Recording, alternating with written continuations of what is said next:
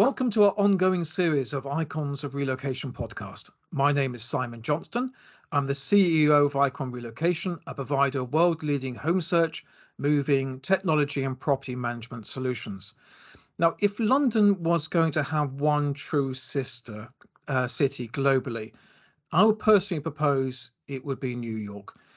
Not only are they two of probably the most important financial hubs anywhere in the world, they're also one of the most common traffic lanes between the two cities for anywhere globally for the relocation industry. And with that in mind, who better to discuss New York than good friend Brenda Levis from New York City Navigators. Great to have you with us, Brenda. How are you? Thank you, Simon. It's wonderful to be with you. Yeah, it's so good to see you again. I have to say, I mean, every time we meet up, we meet at conferences a lot, and then we sit and we talk for ages, and then we realize the whole day or the whole evening seemed to go on by. I think there's a danger doing it here because there is just so much to unpack and discuss. However, what I really want to focus on is the sort of differences between New York and London with the housing market and how it works. Because I think they've got so much in common, but when it comes to properties, really quite a different process. So if I may, I'm just going to sort of fire a whole bunch of questions at you. And if you could help walk us through it, I'll be delighted. Absolutely. Okay, right. So let's get going. So one of the things is we talked about sort of renter, sort of guarantee companies. Could you explain what a guarantee company is? So please allow me to give you some history on these guarantor companies and how they came to be in New York. Perfect. The real estate laws changed back in 2019, the intention of which was very genuine and good. It was to protect the tenants that either did not have a good credit history, maybe they're immigrants that did not have a social security number and were just starting out.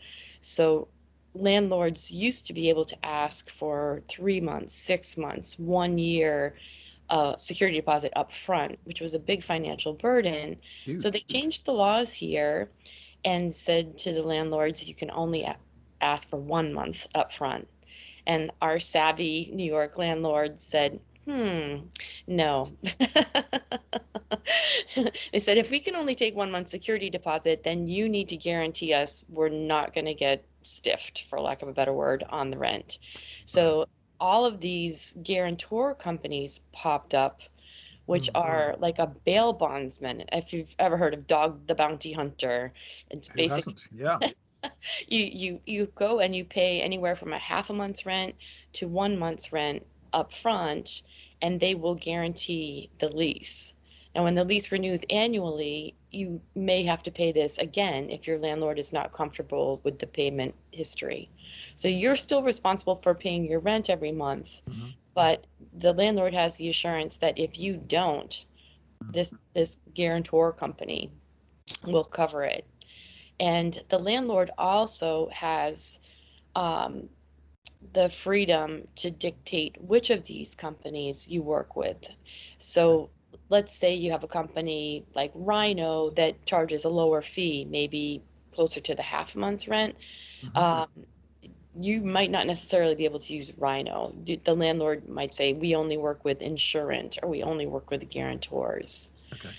But that's basically how that works. It's been a big challenge for corporations this year because all of a sudden, in addition to the real estate broker fees that are specific to New York or more of a requirement in New York, now on top of that broker fee, they also are being asked to come up with a guarantor fee. So they're going back to their employer and with their hand out and saying like, hey, are you going to help me out with this? Because this is a big out-of-pocket expense for me. Yeah, huge.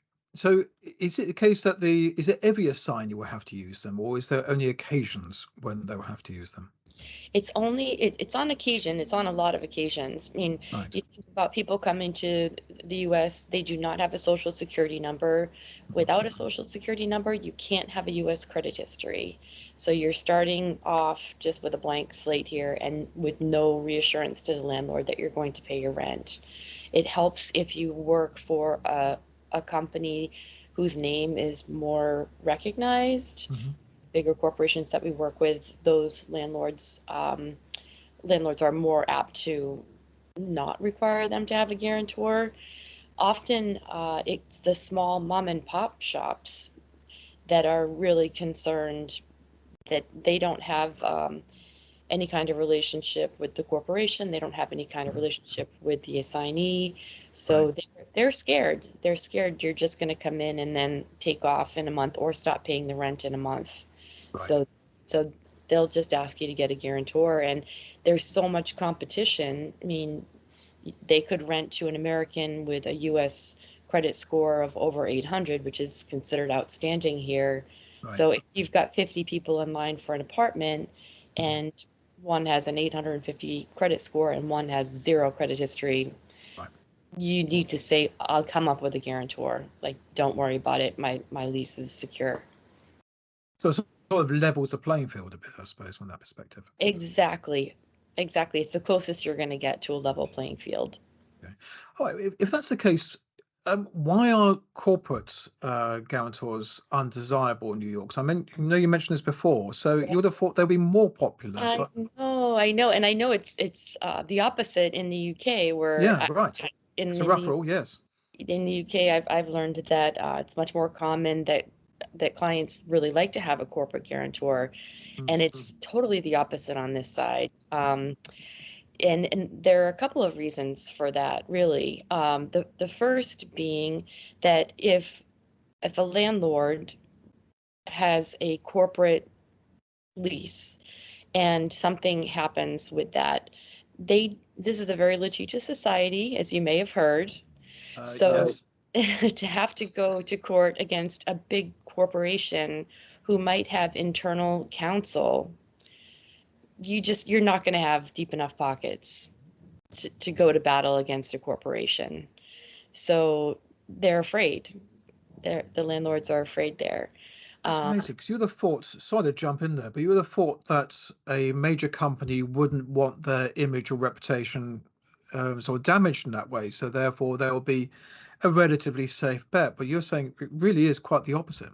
Yeah, it really is the opposite. Landlords don't want anything to do with having to go to battle against a corporation.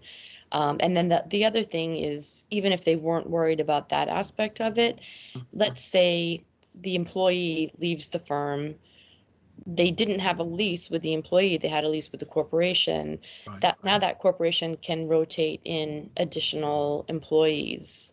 And most buildings in New York do not want the transient stays. So that's also not desirable at all for landlords. So really fundamental difference. That's a really good one. Let's go on to another fundamental difference, which I always find interesting. And that's the wonderful world of brokers' fees. Yes. So could you walk us through, when are they required to be paid? And is it always the case there'll be a broker's fee? Yes. So New York is its own beast with regards to broker fees, and New York City specifically, because even outside of New York, within New York State, the rules in, let's say, Westchester County are different than New York City. The rules in Long Island, the rules in upstate, it's all different. But in New York City specifically, you do not have to pay a broker fee. This is surprising to some people. You don't always have to pay a broker fee. Okay. We actually have programs where we help clients that are not authorized for a broker fee go directly to buildings that have management companies in-house, and they can rent a unit straight from the building and not pay a broker fee. So that's good news to all the corporations out there, to all the employers that have heard about this dreaded broker fee. The broker fee, the standard broker fee in New York City is 15% of the annual rent. So That's substantial, isn't it? Yeah, it really, really is substantial. You pay it once up front and you never get that money back. It's a big outlay. We have seen over the years more and more corporations stepping away from covering that benefit for their employees because it is such a big expense. So employees are trying to get more resourceful, and how can I find an apartment without using the services of a broker? I want to also clarify that those buildings that you can go to directly that have the management in-house are typically more luxury buildings. Okay. So if you're coming to New York with a lower budget, lower in our case might be $2,000, $2,500, even $3,000 for a studio or one bedroom, you probably are not going to be able to go directly to a luxury doorman building, which means you may need to pay the broker fee up front. You're probably dealing with a private landlord. Condos and co-ops are typically represented by real estate brokers. If you're represented by a real estate broker, you're probably paying a fee. So you may pay less from month to month in your rent, but you do have that initial upfront cost of a real estate broker. Right. So that's really important when anybody's relocating, to really make sure they understand where their budget is in proportion, and recognize that if you're the low end, you're almost certainly going to be paying a broker fee. Yes. Okay. You just said something just now, and I'd like to pick up on it again, because another great difference between London and New York is some of the language and the terminology. You just mentioned sort of condos and co-ops, which are not a common phrase used within the UK at all. So for clarity, could you explore that for us, and what is the definition of those? Yeah, absolutely. So a condominium is basically a privately owned unit in a building, in an apartment building. So it could be that it's a small brownstone like you see on the Cosbys and on Friends, where it's one unit amongst 4, 5, 6, 7, 8, 9. When you own that single unit, that's a condominium. You pay homeowners associations, you have an application approval process. Usually with condominiums, it's not terribly stringent. I've actually never seen a condominium application be turned down. It's just that you're getting into additional application fees versus going to a luxury building that you just walk in. When you say additional application fees, just to pick up on that, can you just expand on it a bit more? What are we talking about there? Yeah, so going back to those 2019 real estate law changes, New York City and also capped the application fee at $20, which is fabulous. That's really, really nice. You just What pay were they before? Sorry to keep asking questions with you. I mean, did it vary enormously, substantially higher? It did. I mean, it could go up. It could go up to 250. It could go up even higher than that. Okay, right. Yeah, depending on if it's a condo and you're getting into condo application fees, you could easily be paying 250, 350, and there are higher move-in fees than you'd get into with a rental building. So you might be asked to put up a $1,000 move-in fee or even more, and a $1,000 move-out fee, non-refundable. It's just because you've gone into that building and they need to put down floor coverings and wall coverings, and there's maintenance involved in part of the building. So they're going to charge you for that. So, from a corporation's perspective, to have their employee come in, it's not as desirable. But typically with a condominium, you're going to get higher end finishings because an owner at one point had that unit and they might have gone in and put in a washer and dryer. They may have put in nice moldings, higher end appliances, that kind of thing. So they're desirable. Condominiums are definitely desirable. Now, co-ops, on the other hand, are a lot more complicated. You don't even own the actual unit. So these are apartments in a building. The price to purchase a co-op is going to be significantly less than to purchase a condominium, but the monthly maintenance fees are going to be lower on the condominium and much higher on the co-op. With co-ops, you're buying shares in a corporation. So you have a board that you have to go to for everything. If you want to change the color of your door, if you want to do any kind of amendments to your apartment, you've got to go to the board. If you want to sublet, very often with a co-op, the board limits the number of years you can sublet your apartment. And let's say you can only sublet your apartment for 2 years. After that, you're done. Like, that's it for the whole time that you own the apartment. Wow. And it's totally their decision, and they can make whatever decision they see is appropriate. Yes. And so that can be challenging. If a transferee comes in and they might see this lovely co-op, again, it's an owner, even though it's shares in a corporation, an owner probably went in and did some upgrades and raised the quality of the finishings inside. With co-ops, because they are less expensive, you might get a better deal on the rent. So let's say somebody comes in from overseas, they want to rent this unit. What they might not be aware of is you can only rent that unit for 1 year, or you can only rent that unit for 2 years. And then you're probably going to be asked to leave So because there's no course of appeal. So you couldn't actually go back at the end of the term and ask for that decision to be revisited. It's the initial decision is final.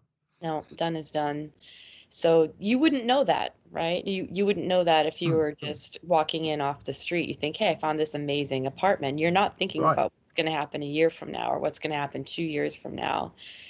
The other thing with co-ops is the applications are this thick of paperwork. They scour your financials. And if you're coming in from overseas, that's going to be even more challenging. The other part that's not as desirable with co-ops is the turnaround time on that application process is maybe 30 days. It could be 60 days even. It's a long time. 60 days for what? For all the documentation to be completed so you can enter the property. And to be reviewed by the board. The board can take up to 60 days to come back. So here you are in limbo, and you're probably going to go back to your employer and say, you know what, they're still reviewing my application. Can I have an extra 30 days of temporary housing? So it's not good. It's not good for the corporation. It's not good for the transferee. And also at the end of it, what if the board says, no, you can't have this apartment? Then you just wasted 30 to 60 days and you're back to square one. And you have to start this process all over again. Wow, it's extraordinary, isn't it? I mean, that is so radically different from the UK perspective, which we just don't have anything that actually mirrors that at all. So a real added challenge. Okay, here's another question to go along with this. You talked about improvements to the property and etc. The what we all call the white goods in there might be improved. But what about sort of furnished versus unfurnished? What would you typically expect? Yeah, that's a great question. And again, it's one of the things that is the opposite from the UK, where you have more furnished units on the market. Americans typically like to take their furniture with them when they move. So in New York City in particular, you have a lot of apartments that are going to be unfurnished. It's unlikely that a unit is going to be furnished. If you are coming to New York and you do want a furnished unit, although the selection is going to be limited, you will have an advantage over all of the applicants that don't want a furnished unit, because they might be offering to the landlord, I'll pay you a little bit extra for you to take all the furniture out and put it in storage because I love your apartment, don't love your furnishings. Right. So if they have less maintenance and don't have to deal with having their household goods pulled out, then you might have an advantage over it. But to go with just a straight unit 1-year lease, you're probably not paying a premium for it being furnished because it's not necessarily considered an advantage here. Okay. I mean, it is an unfair question, and I appreciate that up front, but what sort of percentage of properties would you say would be furnished versus unfurnished? I mean, is it really the minority that will be furnished? So if you were looking, would you be looking at a vastly reduced housing stock as a result? I'd say 5% or less. 5, right, okay, all right. Yeah.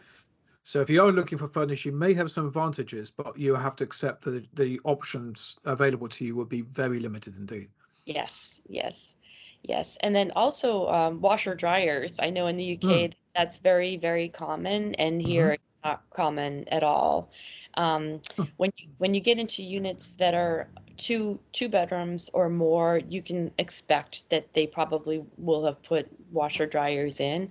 But for all the studio apartments that are in New York City and all the 1-bedrooms, we just don't have the plumbing. So it's really a luxury if you find a washer or dryer in the unit. You might get them in the building. You might get would there be a communal area perhaps? Sometimes, Okay. not always. Uh-huh. You get into neighborhoods like the West Village that are highly desirable, but there are a lot of brownstone units and they're very old builds. So you probably won't find the plumbing there. So you might not even have it in the building. You might have to go down the street to the laundromat. Old Wow. school. Yeah. Worth remembering. Okay, you just said something else which I'm going to pick up, and you're talking about some of the areas and neighborhoods. So, I mean, we could talk about this for ages, but perhaps we could focus. Which of the neighborhoods would you suggest are up and coming and maybe should be at the forefront of your thinking? Yeah, I think as we're seeing the rental prices just be through the roof right now, we're finding that we're needing to come up with options outside of the city. Places like Astoria that you used to have to push people to are high.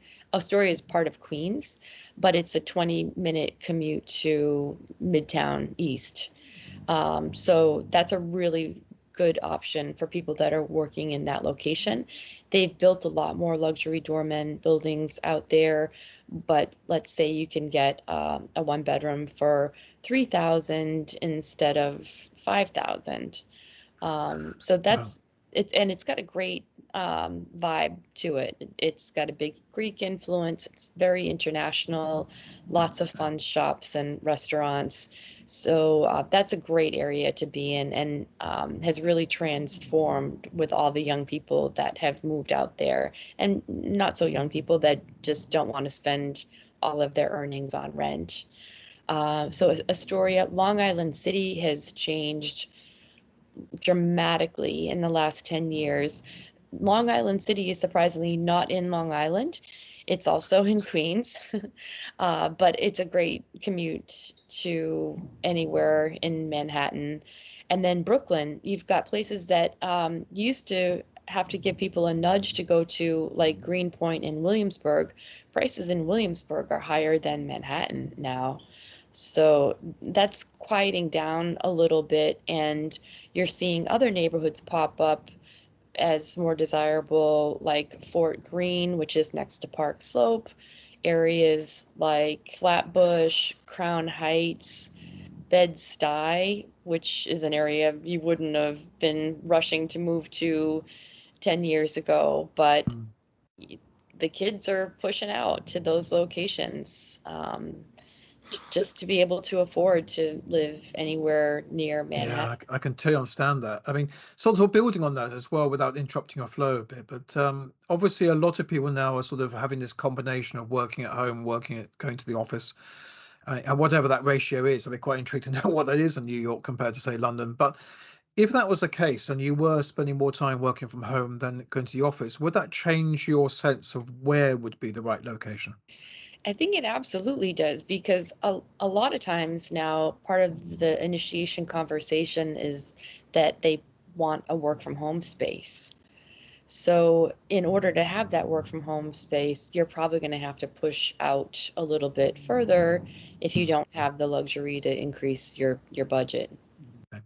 Yeah. So when you say pushing a bit further, what would that mean in the sense of commuting time or sort of distance, however you best want to interpret that? Yeah, exactly. So pushing out to some of those locations in Brooklyn, I mean, you might be talking about an hour commute into Midtown. Okay. But it's really just what you have to do in order to have that New York City experience, and New York City meaning the boroughs included, so Yeah. Brooklyn, Queens, um, Staten Island. I think people are still feeling like they're part of the city, and those Sure. areas feel very much like the city, and they're all developing their own different flares too. Even New Jersey, I mean, it used to be really tough. Hmm. Like when I first moved to New York, people encouraged me to go to Brooklyn. This is a quarter of a century ago. People encouraged me to go to Brooklyn, and I thought, I'm not moving to Brooklyn. I'm moving to New York City. And now I couldn't afford to buy my old apartment back in Brooklyn. I It's mean, extraordinary, isn't it? the Yeah, this prices. is where the two cities have such a common theme about it. The cost differences over the years, incredible. Yeah, you have the same experience with people going further and further out, right? Oh, absolutely. I mean, it's interesting comment about these sort of commuting times. You're saying, up to an hour, you may have to consider it. Okay, well, absolutely. That is a very normal thing, I think, in London. I mean, you can live in a sense, of course you can. It's amazing, but you're paying a price premium. I think most people who live here in the UK long term would happily accept an hour's commute into the heart of London. It's so good. It's so great. The trains, they're not necessarily the cheapest here in the UK, but they're very reliable, very solid. And an hour commute backwards and forwards for overall quality of life and the better costings. Yeah, not a difficult decision at all. So, in my personal opinion. Yeah, yeah. Okay, one last question, because I know we can talk about this for ages. I'm so enjoying this, Brenda, by the way. It's so nice talking to you about this. Um, One thing, if you don't mind me raising, New York City used to have a sort of a reputation about safety. Um, and it's an interesting conversation to say, was that justified? And what is your views on that now? Yeah, I mean, to be honest, it's been really sad to watch. And I think as a destination services provider, we walk a fine line. I mean, you want to Mhm. reassure people that they're going to be okay coming to New York and it's not a scary place. But on the other hand, you have to be realistic. I had a gentleman this past year who was relocating from another US city. It was a domestic move even, and he was nervous about safety in New York, and I gave him very realistic answers about what the situation is right now. In particular, with the homeless situation, we've definitely seen a tremendous uptick in the homeless population, and neighborhoods that maybe were really highly desirable. There are Mm. bits of them that have been affected by this. By the And homelessness. absolutely, like Chelsea, for example, there are parts of Chelsea that, Chelsea's been affected by that. Mhm. That's quite a shock, isn't it? Yes, yes, and it feels very strange to be talking about a neighborhood like Chelsea and then Yeah. mentioning there are these streets through these streets that you want to be mindful of because there are a lot of homeless people on the corners. And especially if you have little ones and you're Mm. going out and having to walk around these people, there, it's not just the homeless bit, it's Mm. the mental illness bit. So to not know how someone is going to react to you because they're Right. mentally unwell, it's something you need to be mindful of. You just don't know who you're dealing with. Uh, Okay. so unfortunately, it is something that it is an issue. This gentleman, going back to that story I was Mm. telling you, um, I talked to him about his concerns for safety, and I was being very careful not to overly reassure him. And then the next morning, there was that subway shooting. Um, so, I reached out to him again to talk to him about it. I knew he was leaving that morning to go back to the state that he came from and just wanted to check in with him to see how he was doing. He was okay. I mean, also we have families that come in Mm. and it's one of their biggest concerns moving to America with kids when they're hearing about school shootings. Again, these are conversations that we have to have with them, So telling them sad, what, isn't it? yeah, telling them what to expect. You don't want them to be afraid, but Mm. we do have school shootings and they do happen in the New York tri-state area, unfortunately. It doesn't happen Mm. every day, so you kind of have to put into perspective how often this happens. And also, Right. when we're touring schools, if we're able to tour schools, being mindful of the safety measures that are in place. It's not necessarily a bad thing if you're having to walk through a metal detector going into a school in New York City or in suburbs in Westchester County and in the areas around. It's not necessarily a bad thing if you have a security guard at the door. It feels a Right. little uncomfortable, but if I can go to a school and open up the front door and there's not a security guard right there, that's a big red flag for me. And I'm going to point that out to the families that I'm with. So, Yeah, I think that's a key issue, isn't it? It really just shows the value of having a partnership with yourself in New York, because it's those sort of things that you really got to be alive to. Because certainly from a UK, London, European perspective, you wouldn't expect those being the topic of conversation. So it really underlines having that local expert on the ground to actually help guide you through these things. It's just everything, isn't it? Really, to make a successful relocation happen. It is. And actually, I'm going to digress a little bit on that Mm, note. But so if you are working just with a real estate broker, and we love real estate brokers, I am a real estate broker, we have real estate brokers on our team. But mhm, if you just come to New York and work with a real estate broker exclusively, not a destination services provider, they have limitations as to what they can share with you for information. So Oh, now that's they interesting. I remember you mentioned this before, but yeah, can we explore that again? Because we talked about the difference between UK and US on this regard. yeah. The UK, you have to disclose everything, but with you, So in New York more so than in other states, but again, we have fair housing laws here. So you have to be protected by these fair housing laws in the sense that New York State doesn't want the real estate brokers to be steering people into different pockets according to demographics. okay, Um, sure, and they don't want them to be creating specific neighborhoods of right. people coming from any country or any Mhm, mhm. religion or being any color. So, in order to prevent that, real estate agents are really limited as to what they can talk about.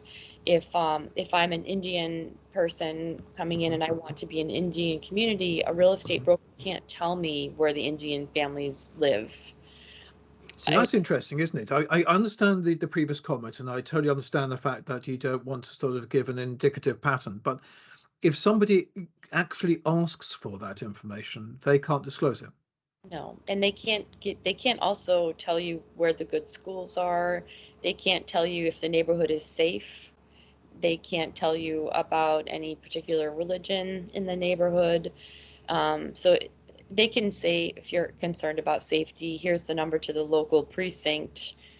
Here's where you'll find your crime statistics. But they're not allowed to comment on the criminality in any particular neighborhood because, again, they'd be steering you either towards a neighborhood or away from a neighborhood. So if I'm moving to the United States from another country, I don't care about your fair housing laws. I just want to know the answers that are going to help me get my family settled safely and comfortably. Right, So right. therefore, it's advantageous to work with a destination services provider.